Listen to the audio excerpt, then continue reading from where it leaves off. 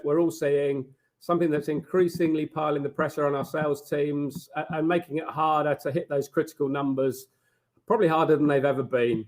We know the economic climate's difficult, right? And now, I think, to say the least, the media aren't really helping the situation. We're seeing lots of reports, big name layoffs, 12,000 at Google, 21,000 from Meta, 700 from LinkedIn, just to name a few. And this is creating some genuine fear and perhaps even panic with many businesses. And consequently, I'm sure we're all hearing lots of stories of cutbacks. Without doubt, I'm sure we'll all agree things have definitely got harder. It's becoming harder and harder to find budget. Headcount reductions or freezes are commonplace. There's more scrutiny on any level of spending than I've ever seen. And as James hinted at, I'm old and I've seen a lot. So what's interesting is that the CFOs that I speak to seem to be getting involved in even the smallest procurement projects right now, which adds a whole new level of delay and frustration. And at times like these, we so often see the first things being cut, marketing and sales budget, resources, and also often cutting back on technology that really has been pivotal to supporting the activities of the sales and marketing teams up to date. And this is, of course, in my view, very short-termist. While on paper, looking from a purely numbers basis, this can seem to make some sense. In reality, cutting those critical budgets and resources, stopping important campaigns, getting rid of really useful technology simply makes it harder than ever for the sales teams to deliver those revenue goals and objectives the business is still trying to deliver, right? To be honest, I'd hate to be the one making those decisions and then having to present at that year-end board meeting, announcing that we reduced our headcount, cut budgets, dumped some of our technology, and therefore we reduced cost. But as a consequence, we missed all of our goals and objectives. The close rates fell, the average order value reduced, and more than likely we saw an increased churn rate and higher than acceptable loss of customers. Now, I know we're in difficult times and sensible financial decisions need to be made, absolutely. And yes, probably more than ever these days, profit is at least as important as rapid growth, especially if there's plans for investment, flotation, etc. in your business. But cutting vital parts of the business will make it so much harder to achieve the company's desired results. And frustratingly, for most B2B businesses, there really are simpler ways, less painful ways to protect profit margins while still hitting these key goals. And I wanted to talk a little bit about that today. In these times, it's becoming more important than ever to make sure every element of your precious time, budget, and resource is being used effectively and supporting the sales team to hit their targets. And equally importantly, giving the team the ability to prove the level of effectiveness they're having, the increasing profitability, the success they're delivering to the business, partly to protect their own jobs and, of course, retaining those precious resources from being cut in the future and now, of course. So how's this possible, I hear you ask? Well, I can't hear you, but I'm assuming you're all thinking that. Well, I think the key is identifying and cutting the wastage out of the business. This helps you become more effective. The efforts undertaken by the business become much more valuable. And importantly, results delivered are actually going to be better than they are today. So what do I mean by waste? I'm talking about those critical resources, wasted time, wasted budget, and wasted resource, wasted in the wrong places, on the wrong things, and therefore delivering the wrong results for the business. We all know we've got limited time, budget, and resource. That's a given. But we also waste so much of it in ways that make no sense to the business and can be easily rectified with some simple mindset and practical changes. Let's start with some of the basics. For any B2B business, there is absolutely no benefit to anyone in your organization, be that sales, marketing, whoever, for any sales and marketing focus to be spent on companies that your business cannot, and importantly, probably do not want to sell to. It's wasted budget and resource, and importantly for the sales team, leads to wasted time that sales can ill afford to waste these days. Let's dig into some simple examples, get you thinking about this sort of wastage in your own business. For starters, so many companies undertake B2C tactics, even though they're a B2B business, which simply makes no sense. Let's take an example. In the B2C world, advertising plays a key role in finding opportunities, raising brand awareness, and that's no different in B2B. But the approach should be radically different. In a traditional B2C business, The approach is very much what I call a spray and pray approach. In essence, B2Cs want to deliver as many impressions to as many people in as many places as possible. And this makes perfect sense in a B2C world. For instance, if your business sells shoes, when you run a spray and pray campaign, you may indeed come across someone who's looking for shoes at that very moment. Equally, you may find someone who, although not looking, suddenly spike an interest and decide they do want some shoes. But importantly, pretty much anyone could be a customer. So reaching out to anyone and everyone works. And you really don't care who clicks on that ad as long as someone does. And equally, when you're reporting back to the business as a B2C marketer, anonymous CTR as proof of success makes sense, right? A campaign in the B2C world is a success if anyone clicks on that advert. But, and this is a very big but, as anyone in B2B should tell you, this is simply not the way a B2B should approach it. Firstly, I'm sure you're similar to demand-based. Your business can only sell to a certain type of business. It could be based on industry. It could be based on the revenue size, number of employees, the certain tech stacks they've got today. And it's these and only these companies that you want to advertise to.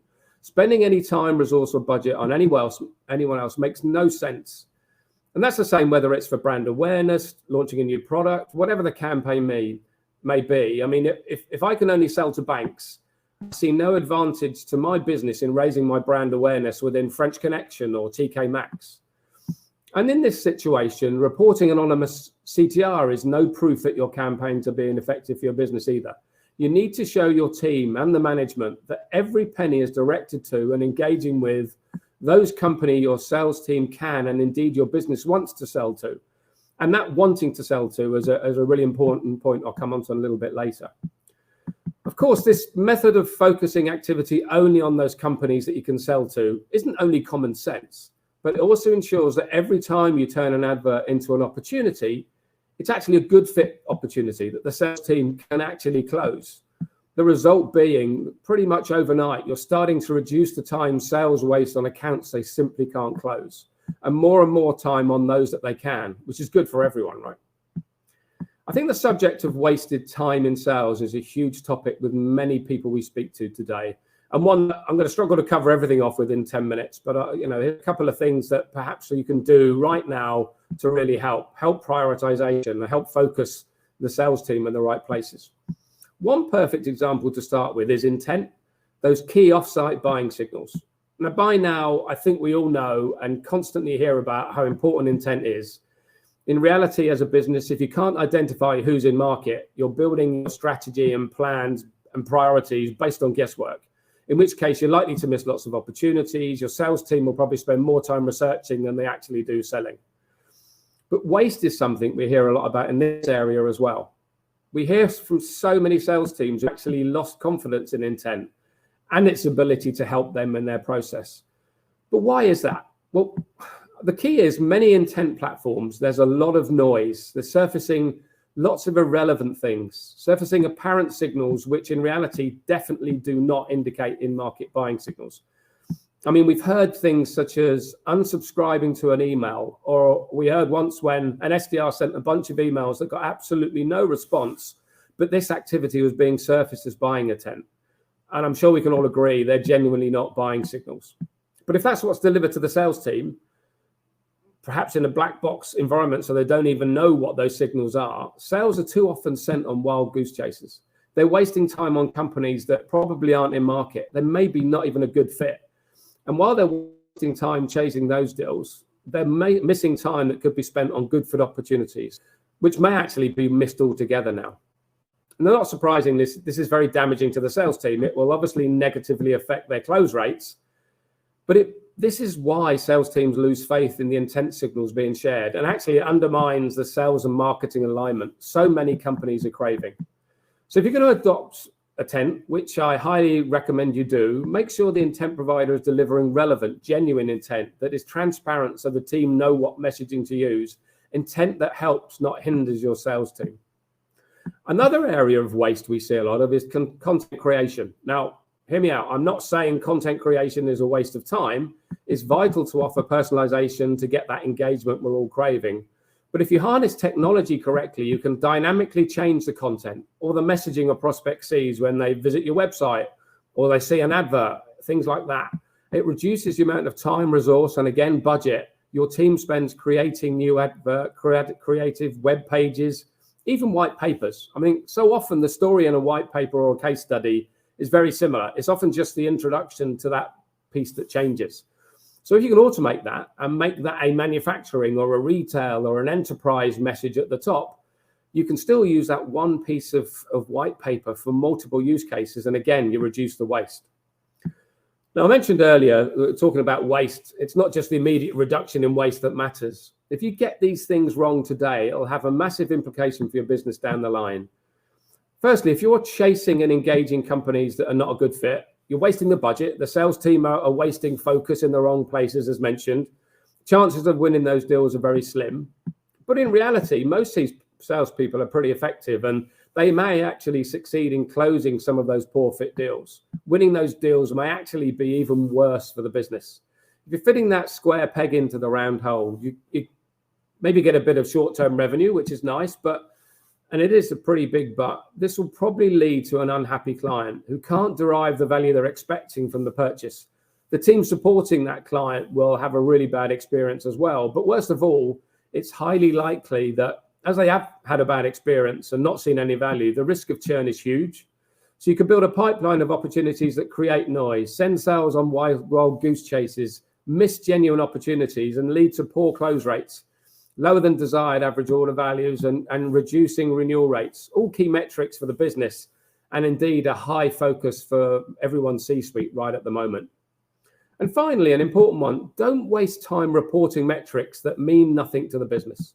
Do you really think a CEO will be excited to hear that our advertising campaigns are delivering a click-through rate of 0.7% if they can't see who was actually clicking on that ad?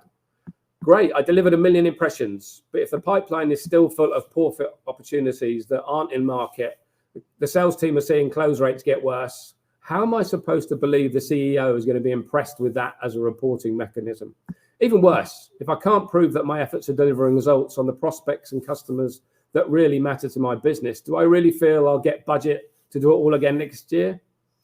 Or indeed, that my role in the business is going to be safe? So I've kept this short and sweet, no slides, but in summary, before your business takes the decision to cut any more resources, let's make sure you've cut the waste out of your business first.